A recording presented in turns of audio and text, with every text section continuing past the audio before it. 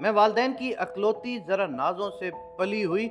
अब्बू शुरू से ही कहते थे कि ऐसे लाड ना किया करो, इससे कि जो कल इसको परेशानी का बाइस बने। लेकिन अम्मी अपनी नाक के नीचे सारी ज़िद्दें पूरी किया करती और अब्बू को खबर तक ना होती। जिस काम को अब्बू मना करते, अम्मी खामोशी से इजाज़त दे देती और मैं कर लेती। इंटर के बाद शादी हो गई। 20 साल की उम्र में अच्छा पढ़ा लिखा रिश्ता था, खाता कमाता। अब्बू ने छानबीन करके ब्याह कर दिया।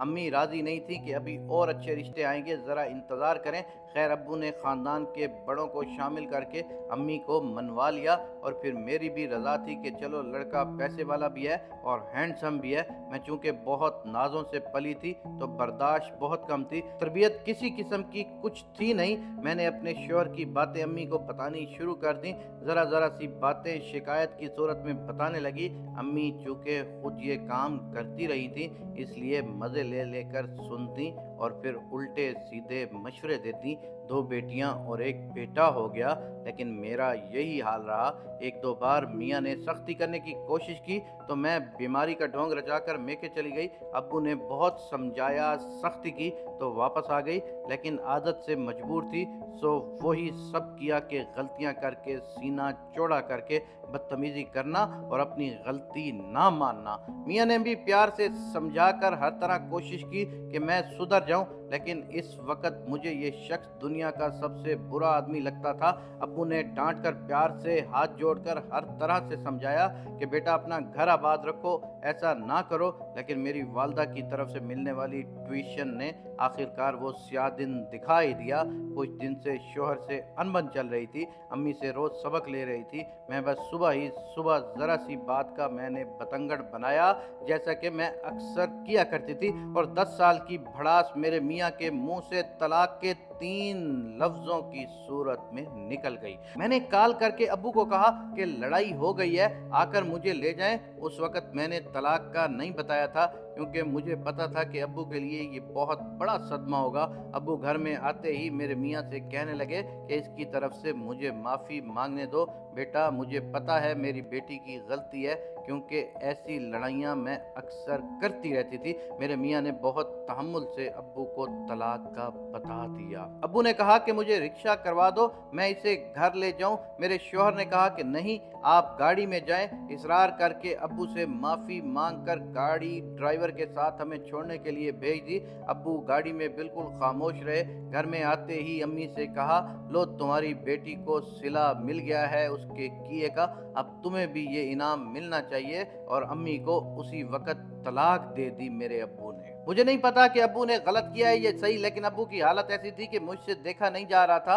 तुम दोनों माँ बेटी को तलाक मुबारक, अब साथ बैठकर इद्दत करना। अब्बू ने उस वक्त बाकायदा तालियां बजाकर कहा।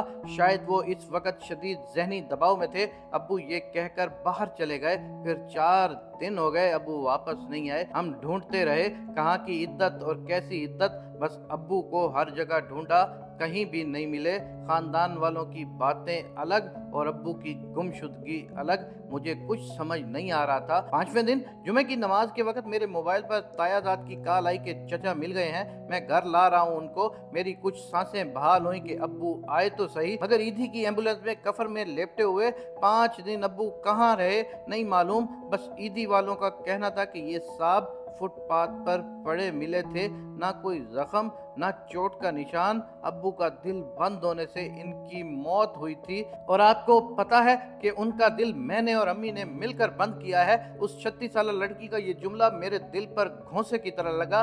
फिर कहती है कि अब्बू ने हमारे लिए घर छोड़ा, जो कि वो पहले ही अम्मी के नाम कर चुके थे। ऊपर वाला पोर्शन हमने किराए पर उठा दिया। अब्बू की पेंशन भी आती है, किसी से मांगने की जरूरत नहीं पड़ी। सफेद पोशी में अच्छे से गुजारा हो रहा है। ददियाल वाले हमसे मिलते नहीं और कहते हैं कि तुम दोनों हमारे भाई की मौत का सबब हो। मेरे 3 में से 2 बड़े बच्चे अपनी मर्जी से अपने बाप के पास जा चुके हैं, बाकायदा लड़कर गए हैं, मिलने भी नहीं आते। छोटे वाला अभी 3 साल का है तो वो मेरे पास है, मगर मुझे पता है कि वो भी चला जाएगा।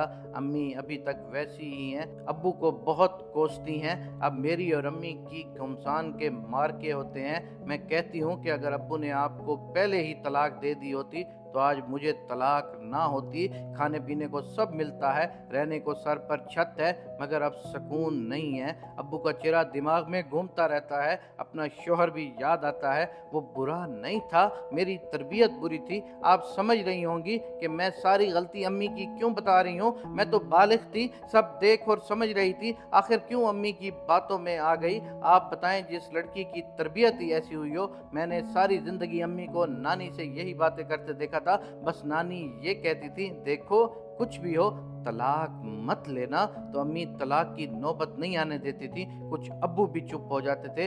हर किसी के सब्र का पैमाना एक नहीं होता। मेरे शोहर नेक फितरत के थे, लेकिन बस उस दिन उनका पैमाना छलक गया। मैंने उनको इस हद तक परेशान किया कि आखिर नौबत यहाँ तक आ ही गई। अम्मी यही कहती थी कि तुम्हारी शादी ही गलत शख्स से हुई है। बस ये बात मेरे जहन में बैठ गई थी। उनकी अच्छाई भी बुराई में ही लगती थी। मैं आपके पास इसलिए आई हूँ कि आप मुझे नींद नहीं आती। मैं 24 में से बमुश्किल 2 घंटे सो पाती हूँ। आप बताएं क्या करूँ। अब्बू की जान लेकर और अपना घर तबाह करके मुझे नींद आनी चाहिए। मैंने अपनी क्लाइंट की इस आपबीती को सुना और इसे आप सबके सामने रखने का बस एक ही मकसद है कि तरबियत पर काम करें और बहुत ज्यादा काम करें। औरत बतौर माँ गेम चेंजर बन सकती है।